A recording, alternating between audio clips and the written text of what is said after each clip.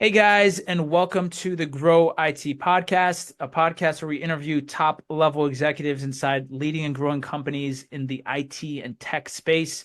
We're excited to have our guest today, LaMont Leavitt. We'll be diving into his story, some engaging insights into the space, as well as, what his company innoviHealth really specializes in. So make sure to stick around. This is going to be one for the books.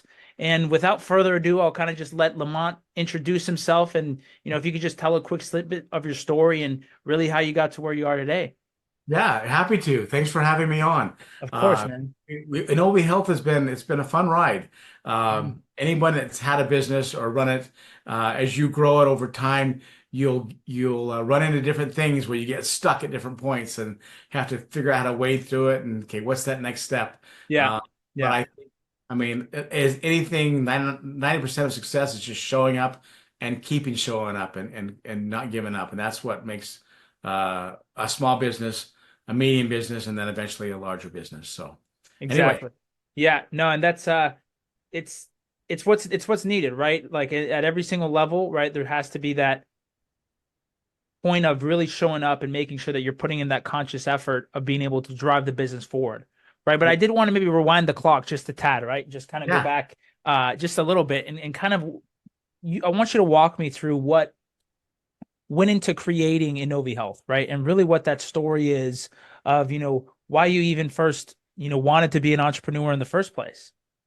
Well, I grew up as a kid, paper out, mowing lawns, Yeah. doing stuff, going to swap meets, hawking stuff. So I kind of grew up with an entrepreneurial dad. So I grew up with that kind of environment. Yeah. Then after college, spent the next 20 years going the employee route, where I worked for an oil company, and then eventually in the tech sector. I was at Novell for 18 years. Uh, Yeah. Great, cut my teeth on all the stuff, and then that whole networking era of the 90s and then 2000s. But and then after that was over, decided, okay, I'm gonna get back to my roots of what I really like to do is make new cool stuff. Yeah. And I learned from in the old Novell days. We had a president, Ray Norda. I remember he always said, customers first, employees second, stockholders third. His point was focus on keeping the customer happy with whatever you're doing, and if that's and that'll give you money for the employees to have paychecks. And then at the end of the day, your stockholders are happy because the company's growing. So with that in mind, I thought, well, more than anything, you got to find a product or develop a product line where there's a customer base or Yeah. potential customer base, and keep making them happy, one customer at a time. I had a great-grandfather that said, you don't go into business, you grow into business. Yeah. And with that attitude, that it's a longer term approach. It takes a little bit longer. Some people go the other people money route. We didn't. We decided to bootstrap it and just build it over time. And we've had a good time in our process. And that's the Yeah. route we chose to go. Yeah. Uh, Yeah. And it's commendable, right? You definitely the bootstrapping, you you got to get your hands dirty, right? You really got to get into things and I always have not to say that, getting money and being, either private equity or VC backed is bad by any means, but you know, yeah. learning the bootstrapping it definitely will put some we'll say hair on your chest, right? It'll Really? you'll learn all the skills that are necessary really to build and grow a business, right? And there'll be times where you'll feel almost like giving up, where, Yeah. where's that? And I had one CEO tell me, who worked for a large organization. He said, the first thing you got to do is get those first three big customers, because once you have three big ones, it kind of validates, okay, these guys can handle it and can scale, and you learn a whole new set of things with those. But then you cater the heck to them on understanding what they need, understand what the problems are, and if you can get those solved, then the next big customer is going to have similar problems which you can solve. Yeah. Yeah. Yeah. And obviously you've now been in the industry for a little bit, now Lamont, like what are you seeing in terms of, trends that are maybe coming up that you've kind of been noticing? Yeah, I'm watching how everyone's kind of spending their money and Yeah. budgeting their money right now. Yeah. I see AI obviously is a big focus. A lot of companies are taking part of their money and investing in AI. a lot of people are trying to use external people to help them, or they're trying to develop stuff internally. Yeah. Uh, what's interesting is it's changing so fast.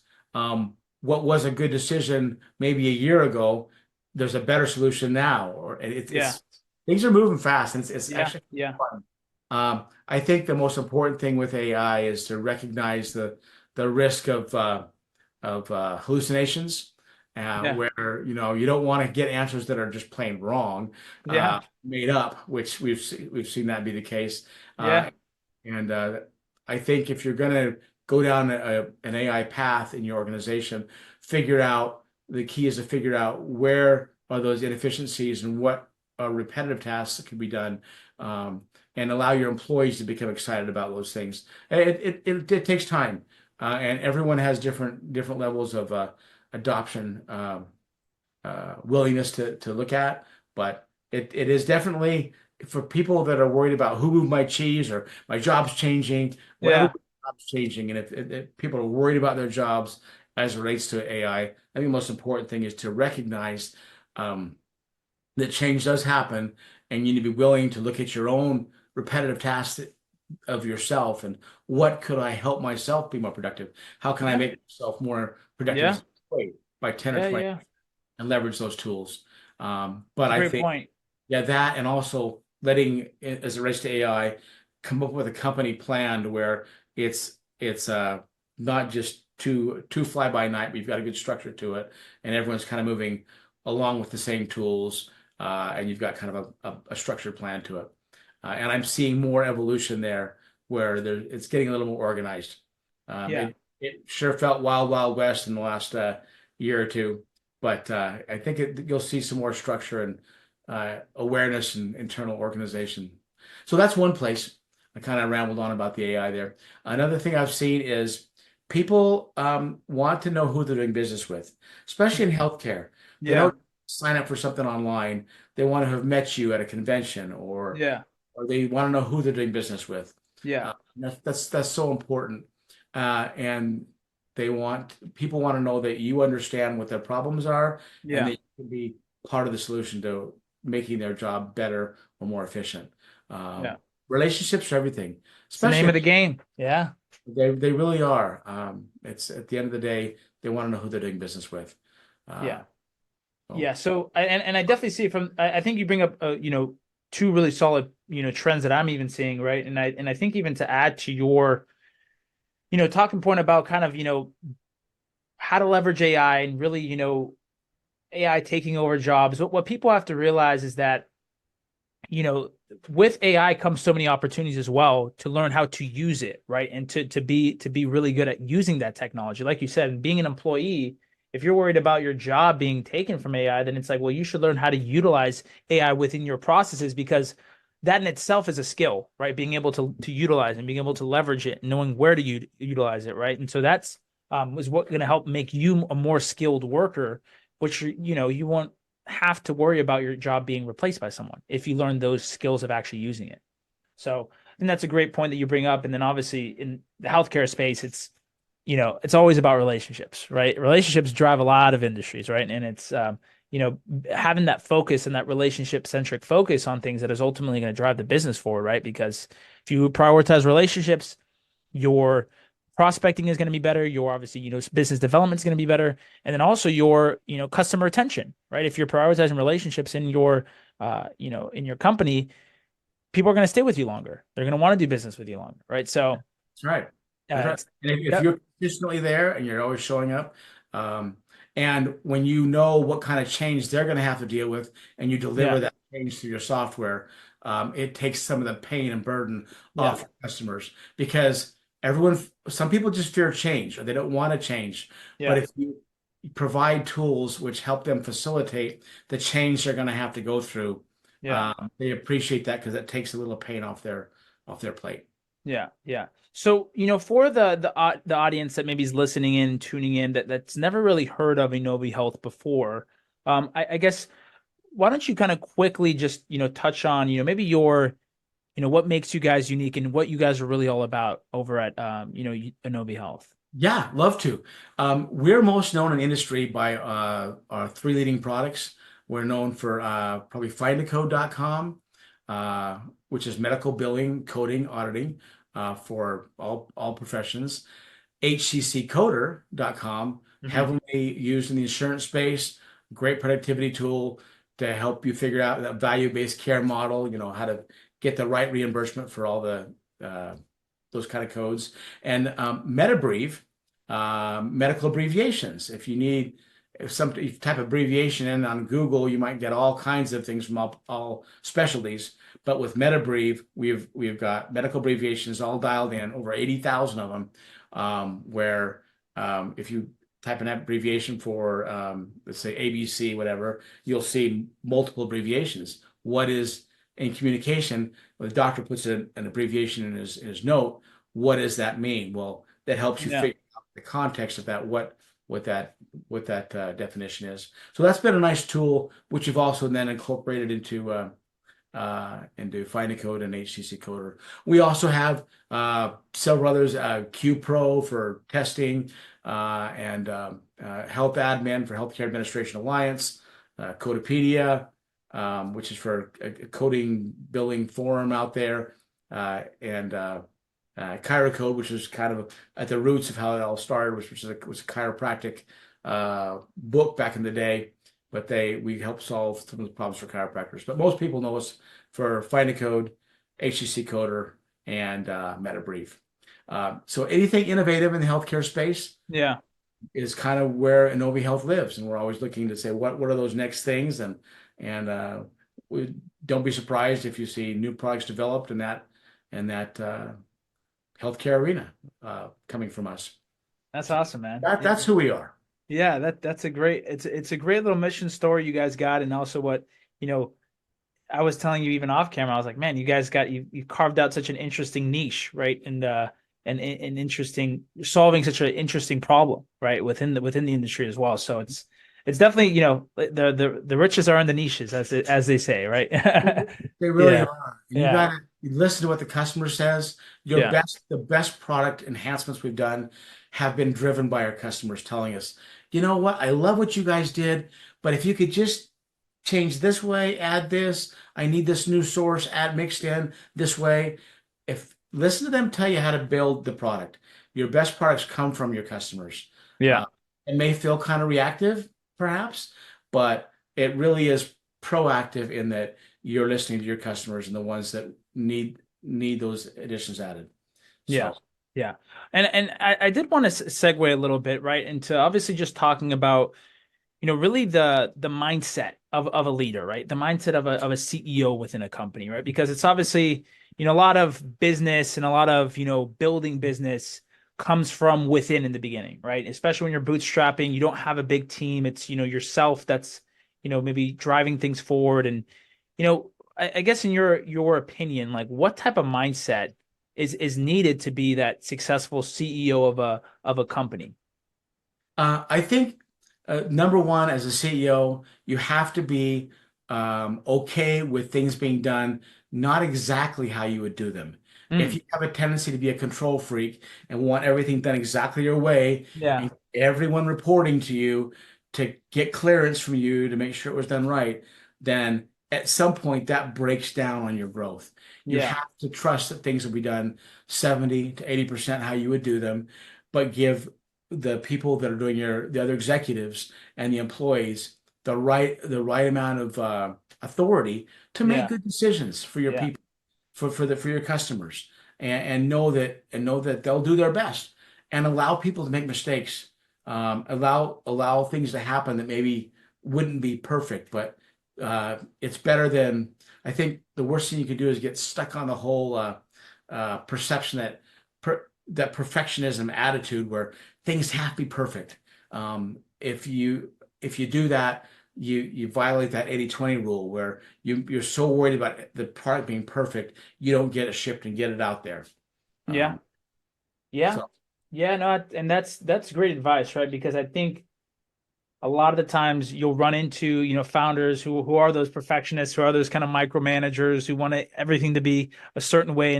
And while that, always isn't a bad thing when you're, because you obviously you have a standard to things, but to your point, you can't let that hold up your growth because you're only one person and you can't, there's no possible way that you're going to be able to quality check everything that's going on in the business. You have to make sure that you're, hiring the right people and finding the right people that you can trust, to be able to fulfill on the things that, like you said, that you would want to do. And even at 70, 80%, you have to be okay with that.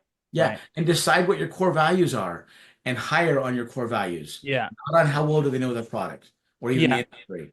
Yeah. And people you'll find that your employees and your executives will make decisions that you'll go, man, I've never thought of it.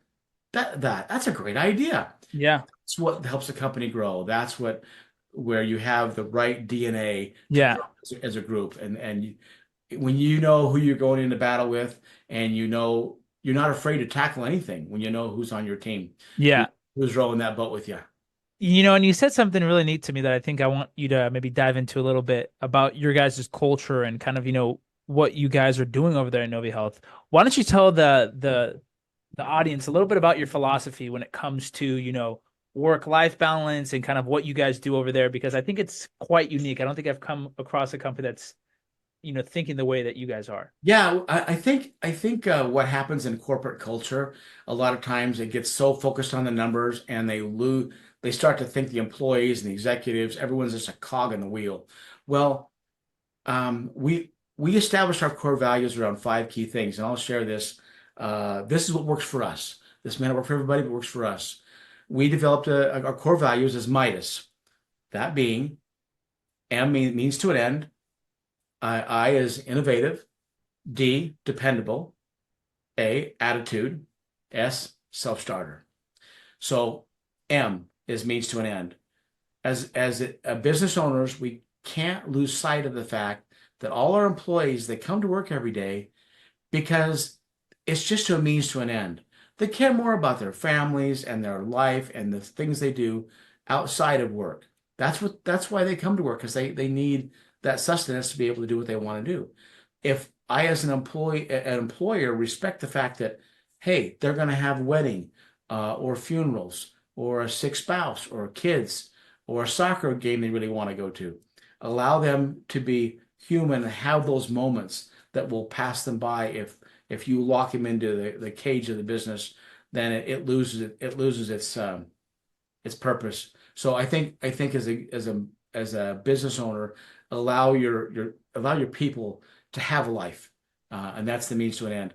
Part of that means to an end is we worked from a 5 day to a 4-10 to a 4-9 we got down to where we have a 40 work week, a comfortable 40 work week where they can get their job done, Yeah. and they work hard, Yeah. and they work remotely, and we collaborate as a team online.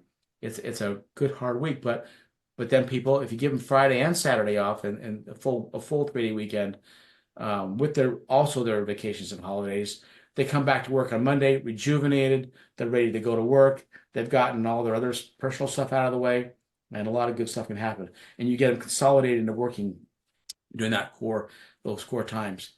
So Yeah. on the rest of the core values, that's means to an end. Uh, uh, Innovative. Don't be afraid to come up with new ideas. Yeah. To be able to, there's a lot of different ways to solve problems, but be innovative. Dependable. Show up, get your job done, and make it happen. A is real important. Attitude. One of Mm. the worst things I've seen in companies is you have one or two, well, more than one or two. You could have dozens of people they're more, they've got a bad attitude. They create drama in the organization, and the whole organization is trying to make them happy. If someone is brilliant but they have a bad attitude, they won't fit in our culture. Yeah.